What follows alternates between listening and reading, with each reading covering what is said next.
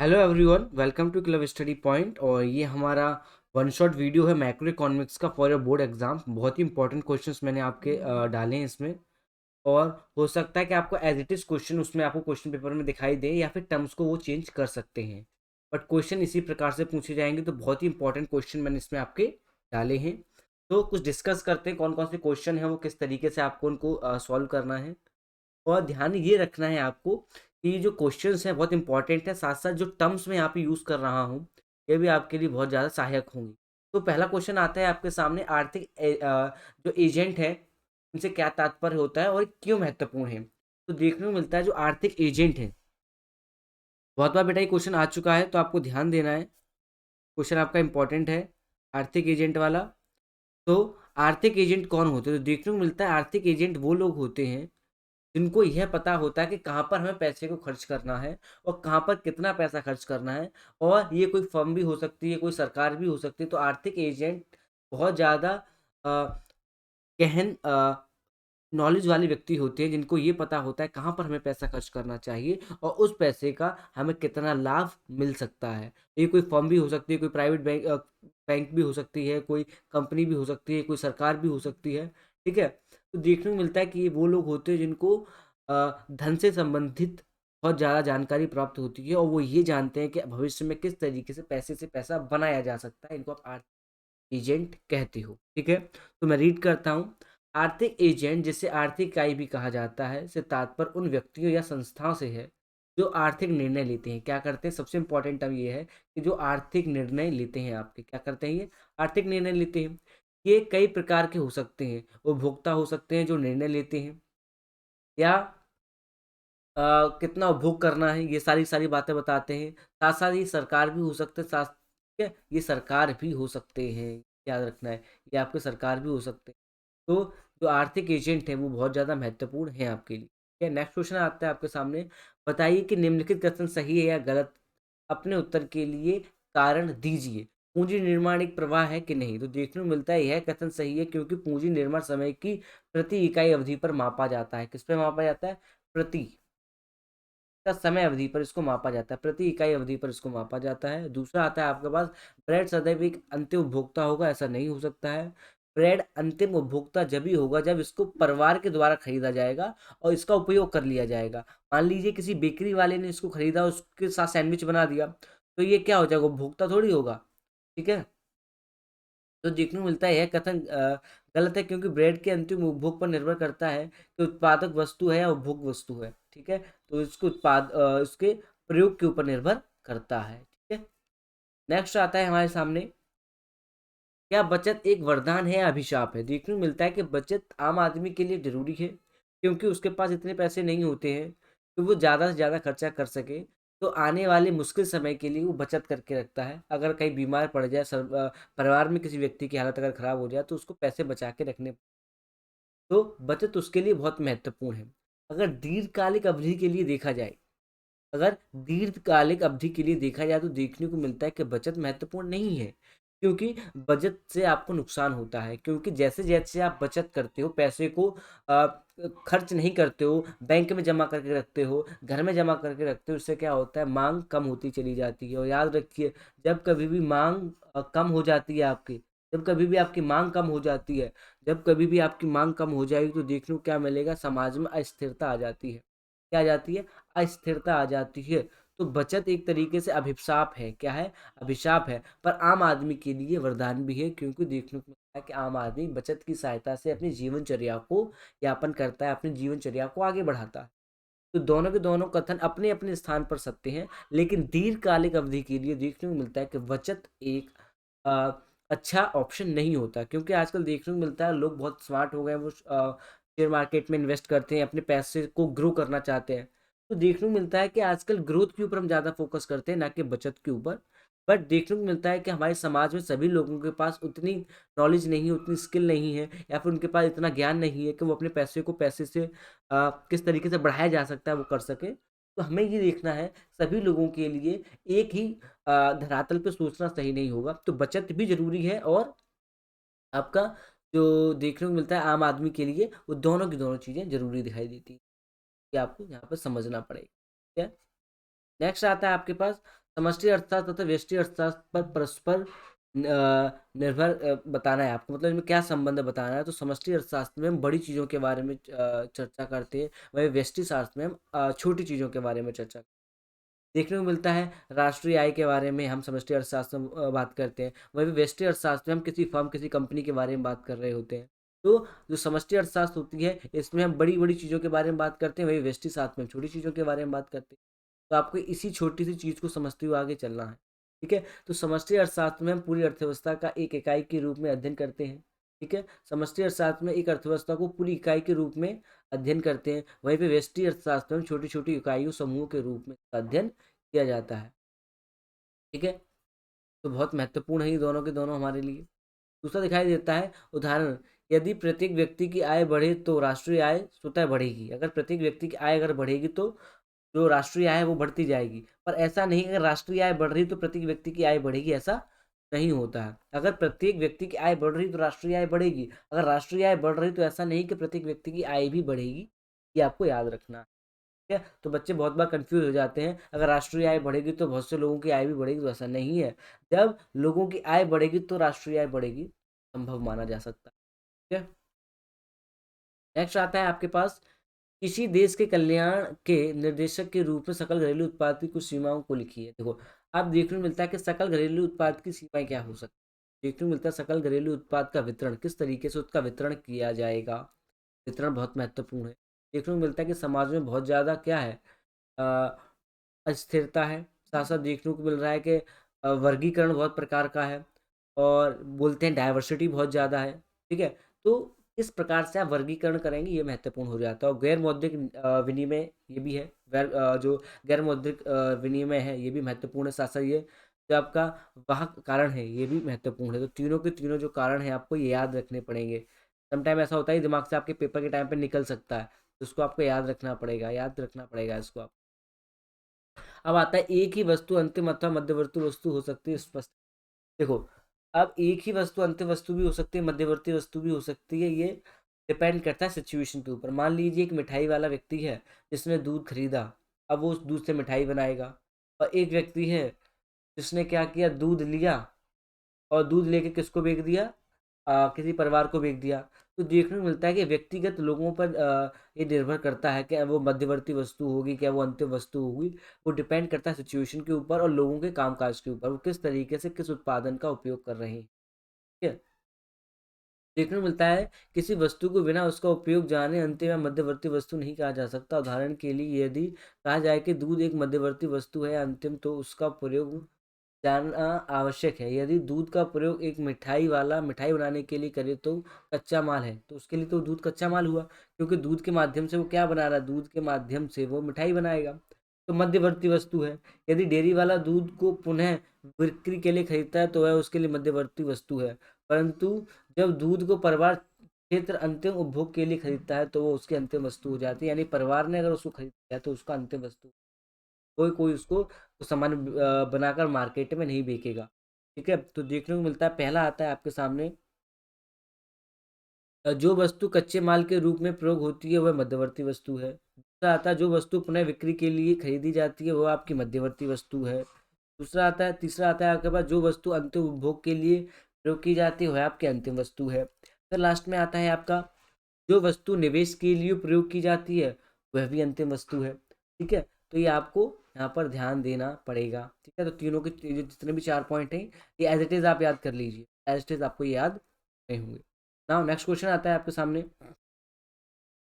आय आय तथा उत्पाद के प्रवाह को चक्रीय प्रवाह क्यों कहा जाता है। आय देखो, आय तथा उत्पाद को चक्रीय प्रवाह इसलिए कहा जाता है क्योंकि आय और उत्पादन कभी खत्म नहीं होता। क्योंकि आपकी आय, आप कभी ना कभी कुछ ना कुछ काम करते रहते हैं, आपको धन मिलता है। ठीक है, और उत्पादन भी कभी बंद नहीं होता, तो इसी वजह से उसको चक्रीय प्रवाह कहा जाता है। इनके बीच में परस्पर संबंध पाया जाता है, इसी संबंध को चक्रीय प्रवाह भी कहा जाता है। तो इसी संबंध को हमें समझना पड़ेगा, आय तथा उत्पाद को चक्रीय प्रवाह क्यों कहा जाता है, इनके बीच में ऐसा कौन सा संबंध पाया जाता है, तो आप चक्रीय प्रवाह के आधार पर प्रयास करते हैं। तो निम्नलिखित तीन कारणों से आय तथा उत्पाद के प्रवाह को चक्रीय प्रवाह कहा जाता है। पहला है अर्थव्यवस्था से उत्पादन, अर्थव्यवस्था से उत्पादन होता है, आय का सृजन तथा व्यय की क्रियाएं कभी रुकती नहीं है। देखो क्या होता है, आय का सृजन होता है तथा व्यय भी कभी रुकता नहीं है। अगर आय आपकी हो रही है तो आप कहीं ना कहीं तो उसका पैसा खर्च करेंगे ही। तो ऐसा आपको देख, ठीक है, अगर आप 500 रुपये कमा रहे हैं तो कम से कम 250 रुपये तो खर्च करेंगे ही। फिर दूसरा आता है, एक दो क्षेत्रीय अर्थव्यवस्था में एक क्षेत्र की प्राप्तियां अन्य क्षेत्रों को किए गए भुगतान के बराबर होती हैं। सही बात है, प्राप्तियां और भुगतान बराबर होते हैं। मान लीजिए आपने कहीं से 400 रुपये लिए और उसके बाद किसी कोई चीज़ आपने खरीद ली, तो भुगतान और प्राप्तियां आपकी बराबर हो जाती हैं। तो यह चीज़ भी आपको मोस्ट इंपॉर्टेंट है, समझनी पड़ेगी। ठीक है।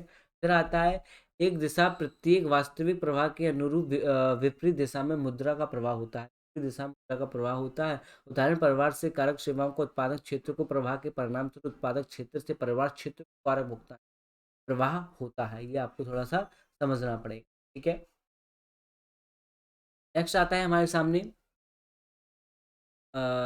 क्या निम्नलिखित को भारत की घरेलू साधन आय में शामिल किया जाएगा कि नहीं किया जाएगा। तो पहला आता है, एक विदेशी बैंक की भारत में शाखा द्वारा अर्जित लाभ। देखो, जो विदेशी बैंक है वो भारत की सीमा के अंदर आती है तो गिना जाएगा। ठीक है, भारत की सीमा के अंदर आती है, हाँ, क्योंकि लाभ भारत की घरेलू सीमा के अर्जित भारत की सीमा में आता है, इसी वजह से उसको अर्जित किया जाएगा।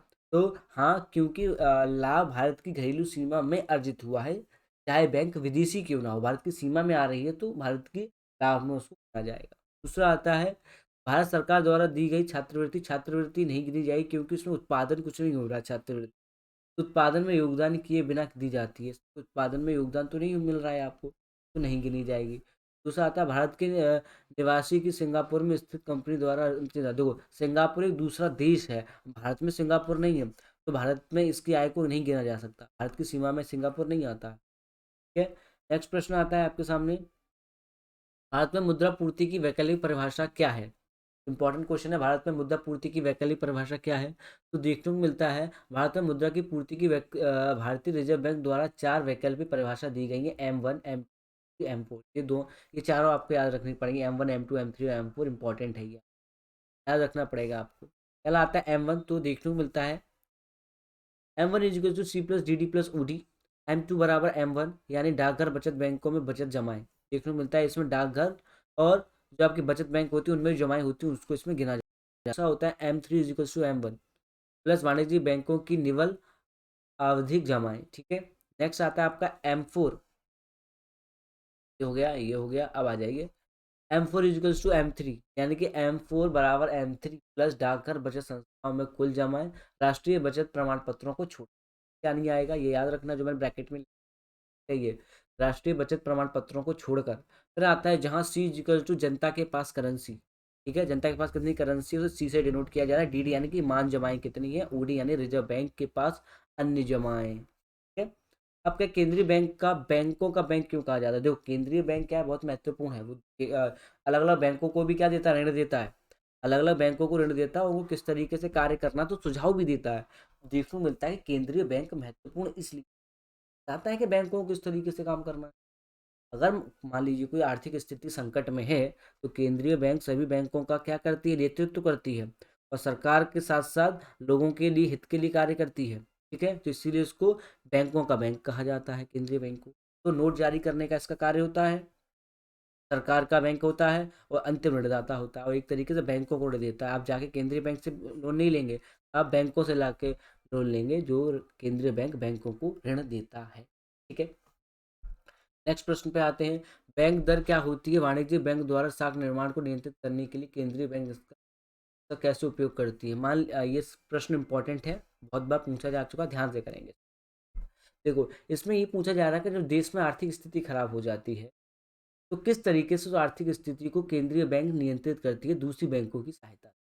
प्रश्न ये है, आप देखने को मिलता है जब आर्थिक स्थिति खराब हो जाती है, महंगाई जब ज़्यादा हो जाती है, तो वाणिज्यिक जो बैंक होती है वो केंद्रीय बैंक की सहायता से क्या करती हैं, ज़्यादा से ज़्यादा लोन को प्रोवाइड नहीं करती। क्यों प्रोवाइड नहीं करेंगी, जब ज़्यादा से ज़्यादा लोन को प्रोवाइड किया जाएगा तो धीरे धीरे क्या हो जाएगी, मांग बढ़ती चली जाएगी, और जब भी मांग बढ़ती है तो क्या बढ़ती है, मुद्रास्फीति बढ़ती चली जाती है, और जब भी मुद्रास्फीति बढ़ती है तो लोगों में अस्थिरता और परेशानियों का अभाव देखने को मिलता है।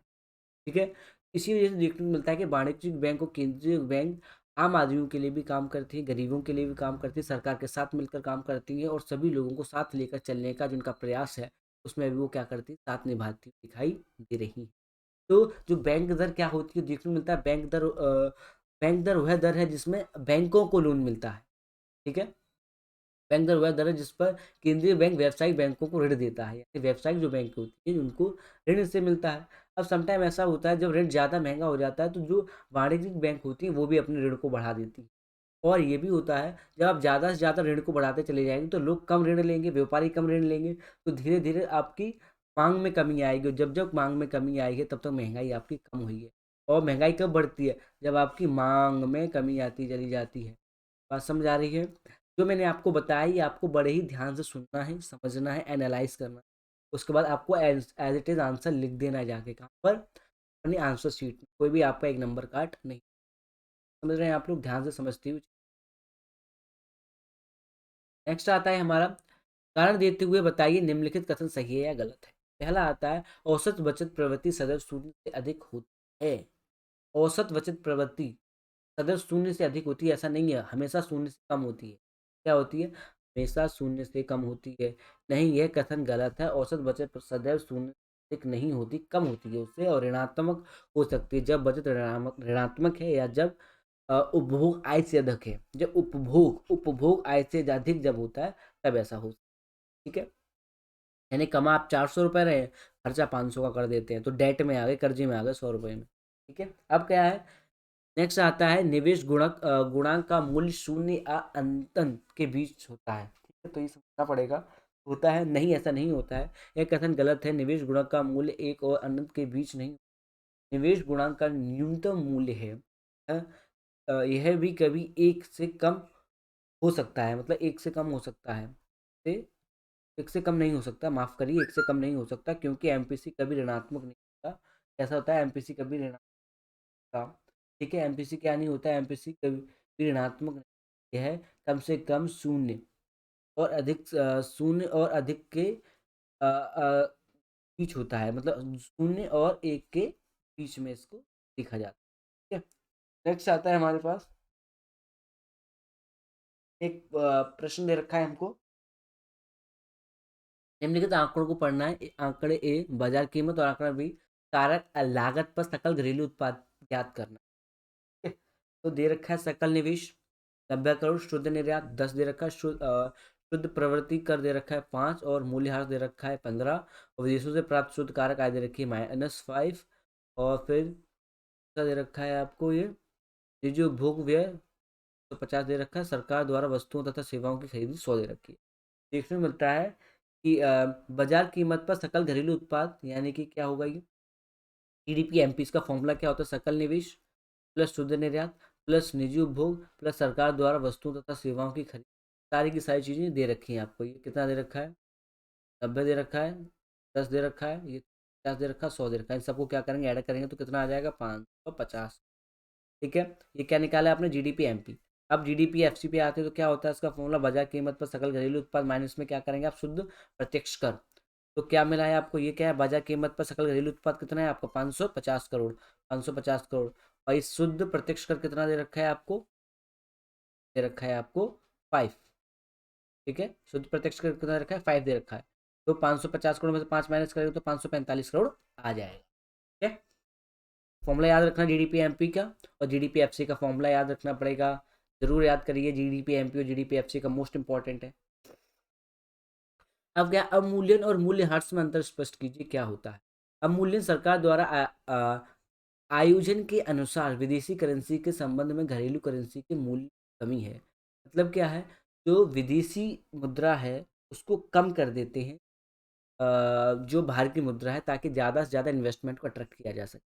बात समझ रहे हैं आप? अवमूल्यन सरकार द्वारा आयोजन मतलब सरकार चाहती है, मान लीजिए $1 कितने के बराबर है? 42 रुपये के बराबर है।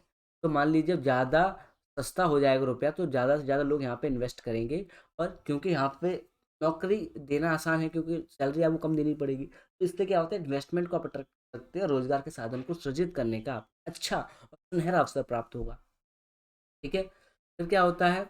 यह उस स्थिति में होता है जब विनिमय दर का निर्धारण पूर्ति और मांग की शक्तियों द्वारा नहीं होता, परंतु विभिन्न देशों की सरकारों द्वारा निश्चित किया जाता है।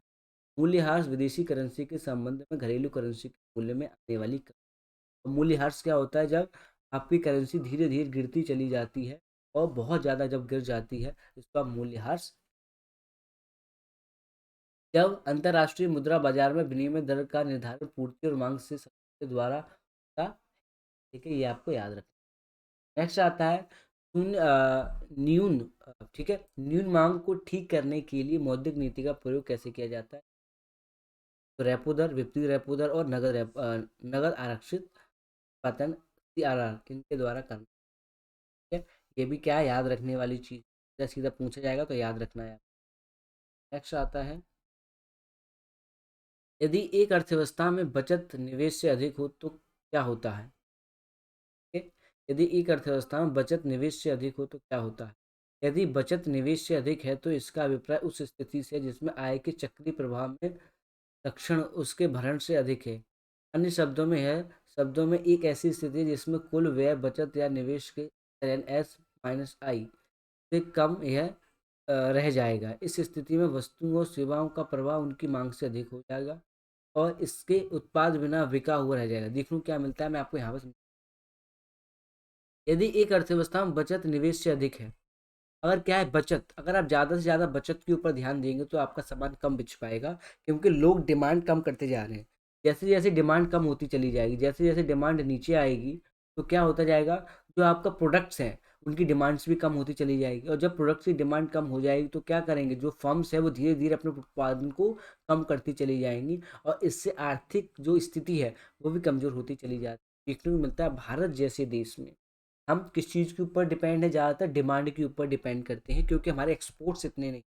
अगर हमारी डिमांड कम हो जाती है तो हमारी आर्थिक जो वृद्धि दर है वो भी कम हो जाती है। इस चीज़ को हमें समझना होगा। ठीक है, मोस्ट इंपॉर्टेंट है, समझते हुए चलेंगे। अब क्या है, सरकार बजट घाटे से आप क्या समझते हैं? सरकार बजट घाटे से ये तात्पर्य है, मान लीजिए एक सरकार है, ठीक है, एनडीए की सरकार मान लीजिए 550 करोड़ का आपका बजट है। कितने का बजट है? 550 करोड़ का आपका बजट है और आपने खर्च कर दिए 650 करोड़। तो मान लीजिए 100 करोड़ का जो घाटा हो रहा है आपको, 100 करोड़ का घाटा आपको हो रहा है, इसको आप क्या बोलेंगे? सरकार बजट में गिना जाएगा। इसमें राजस्व घाटा, राजकोषीय घाटा और प्राथमिक घाटा, तीन घाटे आपके आते, तीनों आपको याद करने। एक सरकारी बजट में प्राथमिक घाटा 600 करोड़ है तथा ब्याज का भुगतान 100 करोड़ है, तो राजकोषीय घाटा कितना होगा? तो देखिए, प्राथमिक घाटा इज इक्वल टू राजकोषीय घाटा माइनस ब्याज का भुगतान। देखो ये याद करने वाली चीज, ये क्या है, याद करने वाली चीज है। तो प्राथमिक घाटा इक्वल टू राजकोषीय घाटा माइनस ब्याज का भुगतान, फिर आ जाएगा आपका 600 करोड़ इक्वल टू राजस्व घाटा माइनस 100 करोड़, फिर आ जाएगा आपका राजकोषीय घाटा equal to 600 crore plus 100 crore equal to 700 crore. ये चीज़ें थोड़ा सा आप ये फॉर्मूला याद कर लेंगे, आपका सारा का सारा काम बन जाए। ठीक है, नेक्स्ट आता है, संतुलित व्यापार शेष और चालू खाता संतुलन में अंतर स्पष्ट कीजिए। क्या होता है इनके बीच, तो हमें समझा। संतुलित व्यापार शेष यानी कि जो आपका संतुलित व्यापार क्षेत्र ये और चालू खाता के बीच में अंतर स्पष्ट करना है। तो देखिए, संतुलित बाजार शेष का अर्थ, संतुलित बाजार शेष का अर्थ देश में वस्तुओं का निर्यात और वस्तुओं का आयात बराबर सूत्र में होता है। ठीक है, मतलब कि आयात और निर्यात एक तरीके से देखा जाता है और इसका एक फॉर्मूला भी वो आपको याद रखना है। ठीक है, क्या होता है, संतुलित बाजार शेष वस्तुओं का आयात माइनस वस्तुओं का निर्यात इज इक्वल टू जीरो। ये क्या फॉर्मूला याद करना पड़ेगा। तो आता है चालू खाता संतुलन का अर्थ है कि देश में वस्तुओं का निर्यात, सेवाओं का निर्यात तथा हस्तांतरित प्राप्तियों का योग वस्तुओं के आयात, सेवाओं के आयात तथा हस्तांतरित भुगतान के योग के बराबर होता है। तो ये भी आपको याद रखना होगा। इसका फॉर्मूला आता है आपके चालू खाता संतुलन इज इक्वल टू वस्तुओं का निर्यात प्लस सेवाओं का निर्यात प्लस हस्तांतरण प्राप्तियां माइनस वस्तुओं का आयात माइनस सेवाओं का आयात माइनस हस्तांतरण भुगतान। भी याद करना, ये सारी चीज़ें आप याद कर लेंगे तो साथ साथ आपको संतुलन व्यापार और चालू खाता समझ बहुत ज़्यादा आसान होगी। नेक्स्ट आता है, क्या देसी वस्तुओं की मांग और वस्तुओं की देशी मांग की संकल्पनाएं के एक समान है? अब इसको बताना है कि इनके बीच में जो प्रवाह है इसको किस तरीके से समझा जा सकता है। तो देखने को मिलता है घरेलू वस्तुओं के लिए मांग तथा वस्तुओं के लिए घरेलू मांग दोनों अलग, ठीक है, अलग होती है। तो घरेलू वस्तुओं के लिए मांग तथा वस्तुओं के लिए घरेलू मांग दोनों अलग माइनस अलग अवधारणाएं हैं। घरेलू वस्तुओं के लिए मांग में घरेलू उपभोक्ताओं तथा विदेशियों द्वारा वस्तुओं की मांग शामिल। होती है। वस्तुओं के लिए घरेलू मांग देश तथा विदेश में उत्पादित वस्तुओं की मांग। तो घरेलू वस्तुओं के लिए मांग इजिकल्स टू क्या होता है, C+I+G+X-M। ये आपको याद करना। नेक्स्ट आता है अतः घरेलू वस्तुओं के लिए मांग इजिकल टू वस्तुओं के लिए घरेलू मांग प्लस एक्स माइनस। ठीक है, सारी चीज़ें क्या है, लर्न करने वाली है। नेक्स्ट आता है भुगतान संतुलन खाते के चालू खाते के लिए घटक बताइए। तो देखने को मिलता है कि घटकों के बारे में पूछ रहा है, तो भुगतान संतुलन है इनके घटकों के बारे में पूछ रहा है। तो भुगतान संतुलन खाते चालू खाते के घटक निम्नलिखित हैं। वस्तुओं का आयात और निर्यात, सेवाओं का आयात और निर्यात, और एक पक्षीय हस्तांतरण। एक पक्षीय हस्तांतरण, क्योंकि तीनों महत्वपूर्ण है हमारे लिए। ठीक है?